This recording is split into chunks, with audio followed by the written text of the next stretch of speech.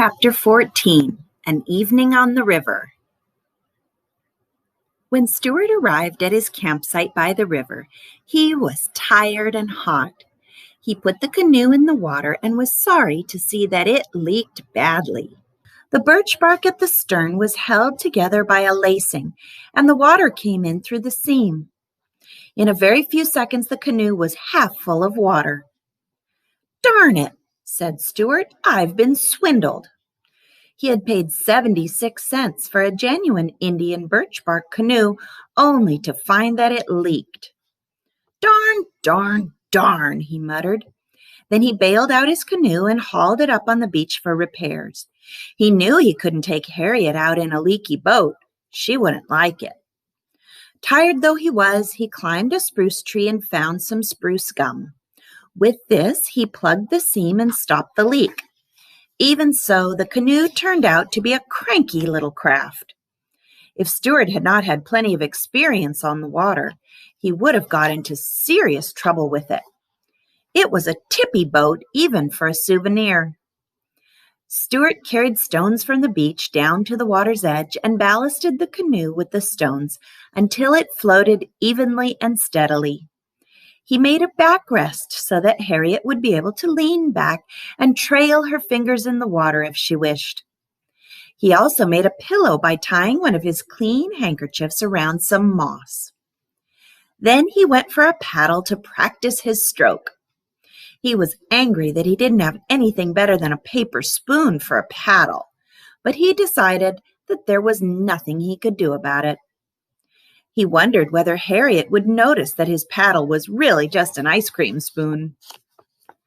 All that afternoon, Stuart worked on the canoe, adjusting ballast, filling seams, and getting everything ship-shape for the morrow. He could think of nothing else but his date with Harriet. At supper time, he took his axe, felled a dandelion, opened a can of deviled ham, and had a light supper of ham and dandelion milk. After supper, he propped himself up against a fern, bit off some spruce gum for a chew, and lay there on the bank dreaming and chewing gum. In his imagination, he went over every detail of tomorrow's trip with Harriet. With his eyes shut, he seemed to set the whole occasion plainly: how she would look when she came down the path to the water, how calm and peaceful the river was going to be in the twilight, how graceful the canoe would seem drawn up on the shore. In imagination, he lived every minute of their evening together. They would paddle to a large water lily pad upstream, and he would invite Harriet to step out on the pad and sit a while. Stuart planned to wear his swimming trunks under his clothes so that he could dive off the lily pad into the cool stream. He would swim the crawl stroke up and down and all around the lily pad while Harriet watched, admiring his ability as a swimmer. Stuart chewed the spruce gum very rapidly as he thought about this part of the episode. Suddenly, Stuart opened his eyes and sat up. He thought about the letter he had sent, and he wondered whether it had ever been delivered. It was an unusually small letter, of course, and might have gone unnoticed in the letter box. This idea filled him with fears and worries. But soon he let his thoughts return to the river, and as he lay there, a whippoorwill began to sing on the opposite shore. Darkness spread over the land, and Stuart dropped off to sleep. The next day dawned cloudy.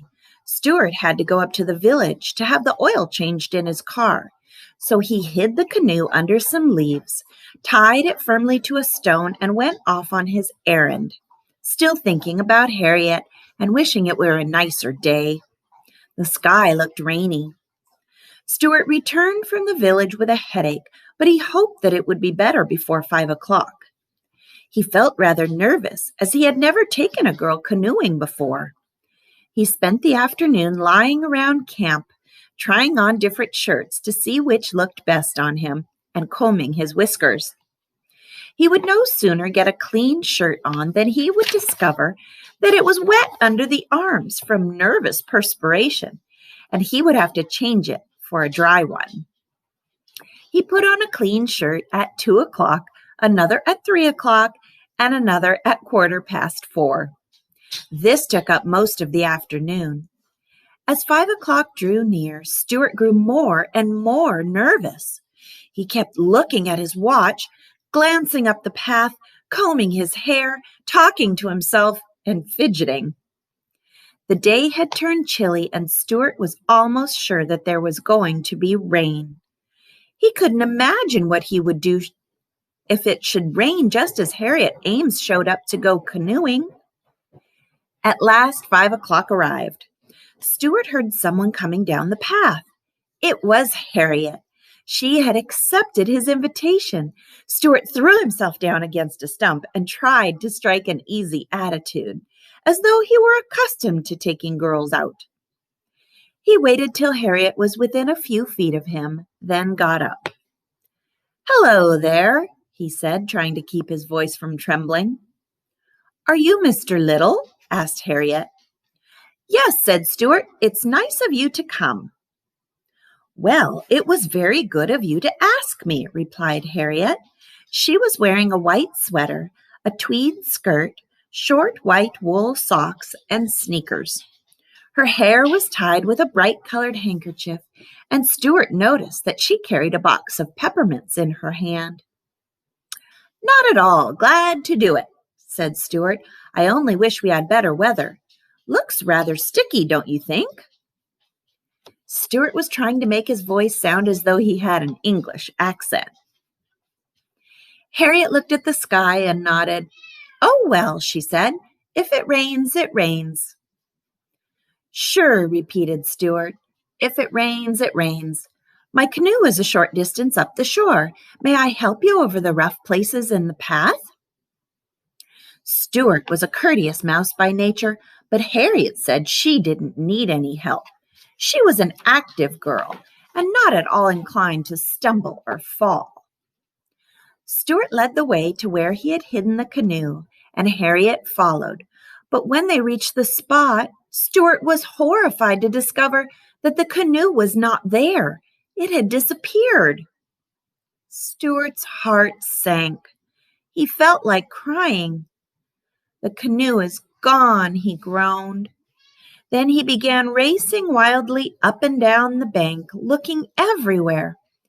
Harriet joined in the search, and after a while they found the canoe, but it was a mess. Someone had been playing with it. A long piece of heavy string was tied to one end. The ballast rocks were gone, the pillow was gone, the backrest was gone.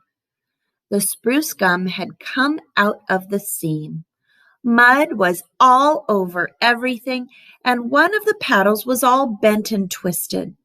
It was just a mess. It looked just the way a birch bark canoe looks after some big boys are finished playing with it. Stuart was heartbroken. He did not know what to do. He sat down on a twig and buried his head in his hands. "Oh, gee," he kept saying. "Oh, gee whiz." "What's the trouble?" asked Harriet. "Miss Ames," said Stuart in a trembling voice, "I assure you I had everything beautifully arranged. Everything. And now look." Harriet was for fixing the canoe up and going out on the river anyway, but Stuart couldn't stand that idea. "It's no use," he said bitterly. "It wouldn't be the same." "The same as what?" asked Harriet. "The same as the way it was going to be when I was thinking about it yesterday. I'm afraid a woman can't understand these things. Look at that string. It's tied on so tight I could never get it off." "Well," suggested Harriet, "couldn't we just let it hang over in the water and trail along after us?" Stuart looked at her in despair. Did you ever see an Indian paddling along some quiet, unspoiled river with a great big piece of rope dragging astern? He asked. "We could pretend we were fishing," said Harriet, who didn't realize that some people are fussy about boats. "I don't want to pretend I'm fishing," cried Stuart desperately. Besides, look at that mud. Look at it. He was screaming now. Harriet sat down on the twig beside Stuart. She offered him a peppermint, but he shook his head.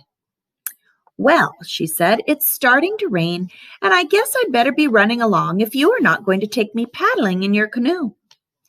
I don't see why you have to sit here and sulk. Would you like to come up to my house? After dinner, you could take me to the dance at the country club. It might cheer you up. No, thank you, replied Stuart. I don't know how to dance. Besides, I plan to make an early start in the morning. I'll probably be on the road at daybreak. Are you going to sleep out in all this rain? Asked Harriet. Certainly, said Stuart. I'll crawl in under the canoe. Harriet shrugged her shoulders. Well, she said, goodbye, Mr. Little. Goodbye, Miss Ames, said Stuart. I am sorry our evening on the river had to end like this. So am I, said Harriet, and she walked away along the wet path toward Tracy's Lane, leaving Stuart alone with his broken dreams and his damaged canoe.